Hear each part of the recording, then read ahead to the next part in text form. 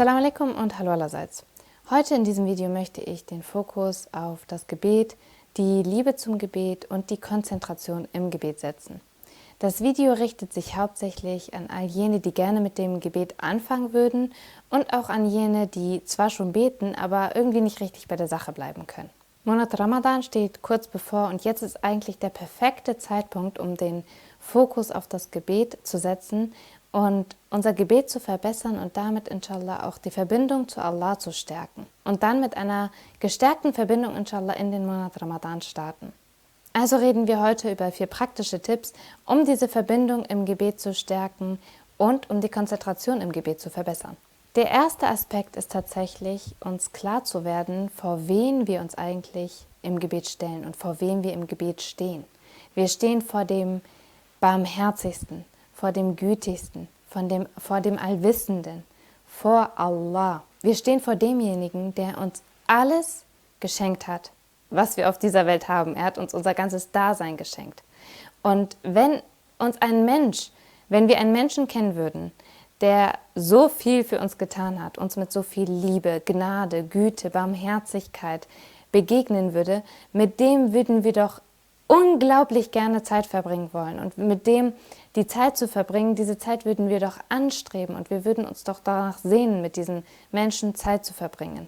Und nun denkt über Allah auf diese Art und Weise. Wie oft vergessen wir, dass wir alles von Allah haben? Wie gesagt, wir haben unser ganzes Dasein von ihm geschenkt bekommen. Und nicht nur das, er möchte mit uns 5-mal am Tag eine bestimmte Zeit verbringen. Er ruft uns zu sich. Er sagt uns, wir sollen mit ihm diese Zeit verbringen. Stellt euch das mal auf menschlicher Basis vor. Sagen wir rufen 5-mal am Tag eine bestimmte Person an oder besuchen sie 5-mal am Tag.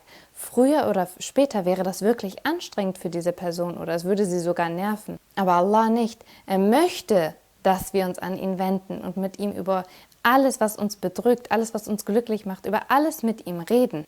Allah möchte von uns, dass wir uns mindestens 5-mal am Tag mit ihm in Verbindung setzen.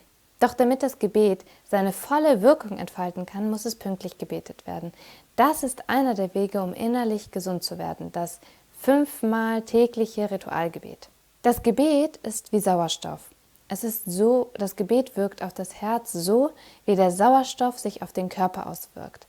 Also das Gebet ist wie der Sauerstoff für den Körper. Wir können nicht ohne ihn leben. Wir können nicht psychisch und physisch gesund bleiben, wenn wir keinen spirituellen Sauerstoff haben. So einfach ist das. Und das Gebet muss rechtzeitig gebetet werden. Das ist eben der zweite Aspekt, den ich nennen wollte. Und dazu möchte ich ein kleines Beispiel nennen, was das vielleicht ein bisschen einfacher erklärt.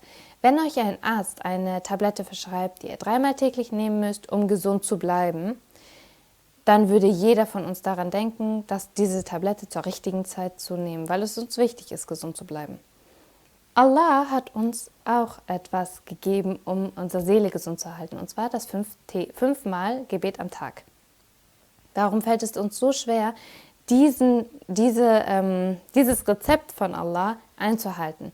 Denn er sagt uns ja, wenn ihr 5-mal am Tag betet und dieses Gespräch mit mir sucht und einhaltet, dann wird es euch eurer Seele gut tun. Und damit zusammenhängend ein dritter Aspekt. Und zwar sollten wir uns fragen, warum die Eile?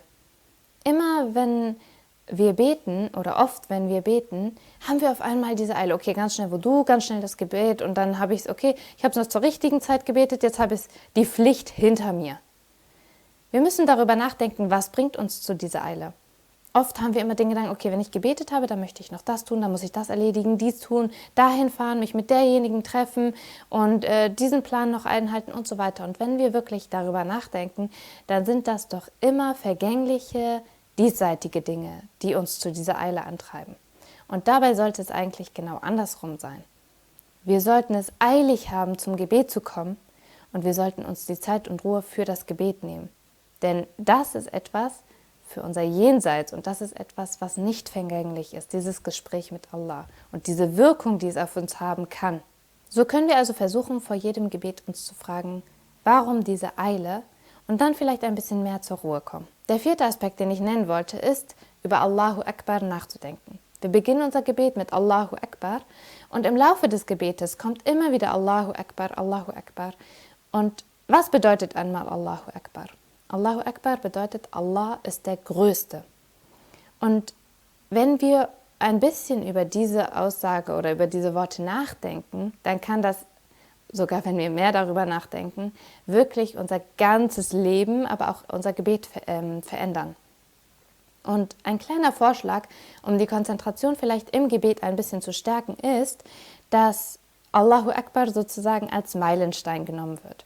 Und immer wenn Allahu Akbar, immer wenn wir das sagen, dass wir diese Aussage versuchen wirklich zu spüren. Denn eigentlich, wir beginnen unser Gebet, Allahu Akbar, und danach stürmen die ganzen Gedanken auf uns ein. Ja, ich muss noch das tun und dies erledigen und all das, was uns eben vom Gebet ablenkt, und am Ende wissen wir nicht mal, in welcher Raka wir sind. Aber wenn wir diese Aussage Allahu Akbar uns als Meilenstein nehmen und uns erinnern sozusagen jedes Mal, wenn wir Allahu Akbar sagen, Konzentration, denn all diese Gedanken sind doch vergängliche Dinge. Und wenn wir wirklich sagen, Allah ist der Größte, dann, okay, ich muss noch kochen, aber Allahu Akbar, Allah ist der Größte. Und okay, ich habe dieses Problem, aber Allahu Akbar. Allah kann es lösen, wenn es für mich gut ist. Und so weiter, also auf alles anwenden, sodass wir sozusagen unseren Fokus wieder auf das Gebet wenden und uns auf das Gebet konzentrieren können. Die morgige Aufgabe in meiner Monat Ramadan Vorbereitung lautet eben, den Fokus auf das Gebet setzen, unser Gebet verbessern, ein bisschen darauf fokussieren und schauen, was kann ich verbessern, wo kann ich mich mehr konzentrieren und so weiter und so fort. Ich hoffe, der eine oder andere kann daraus aus diesem Video auch einen Punkt dafür nehmen. Inshallah, bis bald, tschüss und Salamu alaikum.